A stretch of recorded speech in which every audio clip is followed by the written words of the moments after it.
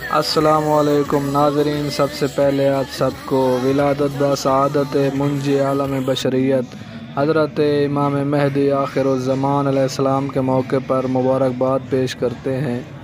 नाज़रीन, जैसा कि आप सबको मालूम है, जिस तरह अरबईन के मौके पर नजफ़ से करबला मशी की जाती है, बिल्कुल इसी तरह शब नीम शाबान यानी विलादत बसादत हज़रत इमाम महदी आखिरुज़्ज़मान के मौके पर हरम हज़रत मासूम कौम सलामुल्लाह अलैहा से लेकर मस्जिद जमकरान तक मशी की जाती है।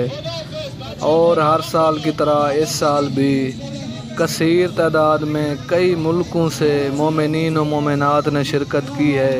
इस मशी में आप मुलाहज़ा फरमा रहे हैं कि बुज़ुर्ग, नौजवान, मर्द व ख़वातीन, बच्चे बच्चियाँ शिरकत कर रहे हैं। दुआ है कि खुदावंद मुताल इन सब की तौफ़ीक़ात खैर में इजाफ़ा फ़रमाए।